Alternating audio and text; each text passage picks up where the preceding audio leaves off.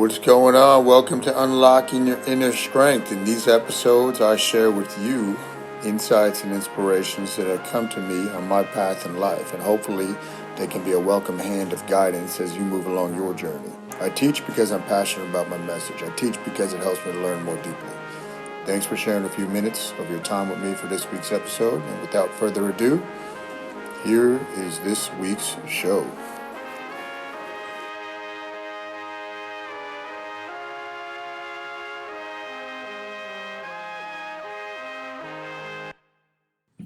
What's up, everybody? It's Kyle once again, your host of Unlocking Your Inner Strength. And I guess you could consider this the unofficial first episode of Rip Dad's Radio, something else we are working on. But before I get into that, I want to give you a reminder that the Panda Challenge that I run, this is the seventh one I'm running, begins a week from today, May 3rd. So, I've still got a couple spots left. Just shoot me a private message if you're interested in that. It's all based on my mind mapping philosophy and fasting. I'm not talking about 16-8-hour fast either. It's a little more advanced than that, but that's out there. So Friday night, I gave my first live seminar since COVID began. So that was exciting. That was pretty cool to have people live in attendance. And as you know, the gym's been open since May, so it's nothing to do with that. It was really since last May. It was just getting around to it, and it was a good time. There was 3 parts to the seminar, and it's something I'm passionate about because I want to help other men and fathers become as much of a man as they can. Now, believe me, I'm not the ultimate man or anything like that, but I'm always trying to learn new things and really bring up my weaknesses, right? Bring up what I am weak in. And I talked about this, I think, a few episodes ago. So the testosterone really, this is not going to be all about testosterone, right? We read a book for the Rip Dads. I'm going to go over some notes from here, which is pretty cool. But testosterone is the main hormone that makes men men. And we have a big problem nowadays with men that have lower than normal testosterone levels. Testosterone should give you the edge. It should make you feel, as one of the guys in attendance said, because I was having people kind of give testimonials that have gone on to testosterone therapy throughout the years with us guiding them that way. And life's kind of like viewed in high def once you get on that, okay? And there's reasons for that. There's more testosterone receptors on your brain than anywhere else in your body.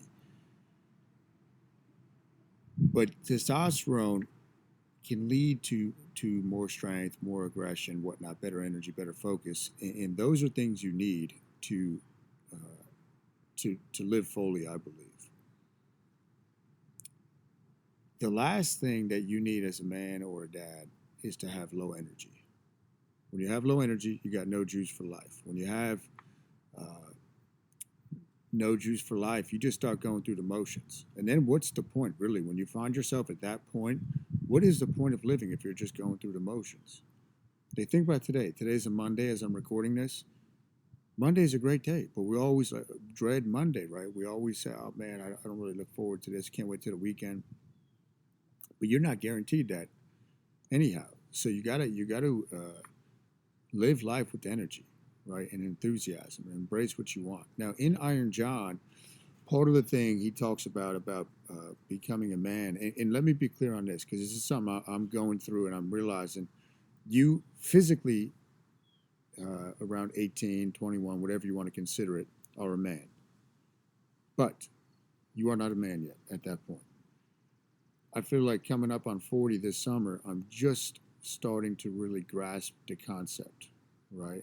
And it's not a firm grasp, but it's maybe that's why people go through that when they get into their 40s, mid-40s, early 40s, late 40s, what you would call like a midlife crisis. And I think most people just can't figure out what the hell's going on. So then they'd say, oh, let me go get a Ferrari. Let me do this. And that's all well and good, but if it's just to distract you from the what your soul is really telling you, like, hey, now it's time to start living, right? Life begins at 40. I believe that, and because now, maybe because I'm getting to that age, but I feel like you're coming, once you get into your 40s, you take care of your health. Now you got some real world experience. You have a knowledge base.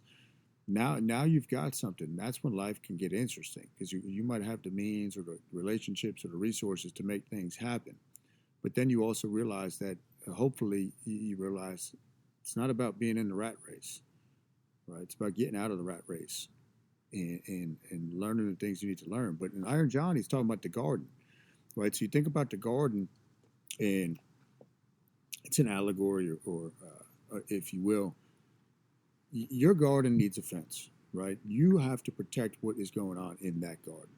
That garden is your mind. That garden is your spirit. That garden is where you have to keep the weeds out of. You got to go in there and tend to that. You got to tend to that. And don't worry necessarily about what's outside that garden. But how are you going to cultivate and protect what is in your garden? For you, that might be your home, right? It might be your place of business. It might be some other sacred place that you have. But when you start breaking that down, right, it's not literally putting fences up around your property. It's how do you become strong spiritually?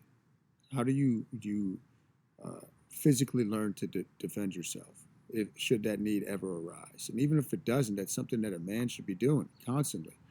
That's one of the things I love about going to jiu-jitsu is, to me, there's too many men out there that never experience throwing a punch, getting choked, choking somebody, getting punched, being on the ground, grappling with somebody.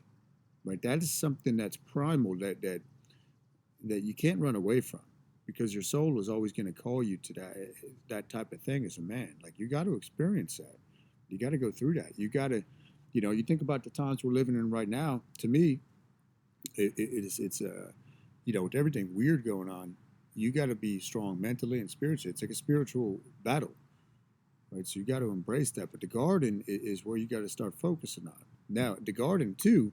What are you going to leave behind? Or when it's your time to kind of sit back and relax, let's say you make it into your 80s, 90s, and it's your time to kind of be the patriarch or live, but you can start passing some things on. What are you going to pass on in that garden? What knowledge lies within that garden? What physical things have you created, right, out of seemingly nothing, working with nature, working with the God force? What have you left in that garden to pass on to your children or your grandchildren, great-grandchildren? And think small with your garden right now. You think small and think about, just the attention to detail that has to go into it. And when you're working with your garden, it should be a spiritual thing. It should be a meditative thing. It shouldn't be like, oh man, I got to go do this. I got to do this, right? And other parts I was reading this morning, we're talking about the warrior. Okay, and the warrior is different than the soldier. When a warrior is in service to a true king, so the true king is talking about like a spiritual being, he does well. His body becomes a hardworking servant, which he requires to endure cold, heat, pain, wounds, scarring, hunger, lack of sleep, hardship of all kinds. The body usually responds well. This is when you know your mission, and when you're on a mission, and you're going to go through the toughness, and you're going to put yourself through the ringer. But knowing your mission, and that's the warrior mindset, not a soldier's mindset. And I'll get to the difference in a second. The person in touch with warrior energy can work long hours, ignore fatigue, do what is necessary, finish the PhD and all the footnotes, endure obnoxious department heads, live sparsely, write like T.S. Eliot did under a single dangling light bulb for years, clean up shit and filth endlessly like St. Francis or Mother Teresa, endure contempt, disdain, and exile as Sakharov did. And then it says, a clawed hand takes a comfort-loving baby away, an adult warrior inhabits the body. So as a man, you got to get in touch with that inner adult warrior. I'm not talking about being out there picking. This is not what this is about. This is about, okay, made it here. Where are my shortcomings? What do I want to bring up?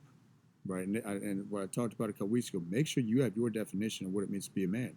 To me, it's being able to provide for your family, right? Being able to do things like hunt and fish, whether that's providing. So the first one is more of a financial piece, Can you start to learn and potentially master finances? Can you live off the land? Can you start teaching yourself that? Can you work with your hands? Can you physically uh, can you practice some physical martial art, or physically defend yourself if the need should arise? Are you in good fitness? Can you take care of your body? Do you meditate? Are you constantly learning? Right, like these are all the things. But when I looked at I said, man, I'm short in some of these areas, and I got to bring those areas up. Right, like the fitness piece, I got down. Right now, that's on autopilot. I don't got to think about that. I still got, but the thing is, right, you still have to challenge yourself with every areas you're proficient in. You got to push yourself, and you have to make it uncomfortable. To me, the only point to working out, and I always tell people this, but for where I'm at personally, the only point of my workouts is it's a mental workout. It's for my brain. It's to put my brain in an uncomfortable space and to challenge it and really push it, right? Because if I just go in there, pump the weights, been doing it so long, yeah, it's good, but what's actually the point? You got to get to that. So then they're talking about the difference between the soldier. So let's say a soldier goes into this forest. They're talking about the soldier part of him says, attack the giant or the witch head on, kill them. The warrior has to be called on to devise a strategy. So the warrior, right, you got to be a thinking man. You got to be a person that thinks. You got to be an intellect as a man. You can't say, well, this is my line of work, so I'm just, no, don't be ignorant. Learn, study different arts. Again, study those areas that you're not weak in. I ask people questions all the time, especially about stuff that I don't really know much about. And the stuff I know a lot about, I go to the people I consider more expertise in myself, and I ask them questions, right? So you got to constantly trying to accumulate this knowledge, right? That's something you're going to leave on, hopefully, within your garden, right? I believe that, as a dad, as a man, you should be writing. You should be leaving. There should be a trail, right? I think about, man, like, let's say, one day Braxton or his kids or my great-grandkids go through my journals and read stuff, read about my initial experiences with training in the weight room and all that. That could be some cool stuff, right? And you pass that on, and it's a really good thing. But I wanted to talk about that. Testosterone is obviously the physical hormone that makes men men. I'm going to be posting the recording of the seminar probably this week, or I'll put it as up on the website or something. But think about that stuff. Really question yourself. If you're listening to this, you probably are of similar age to me or older. But take it into account.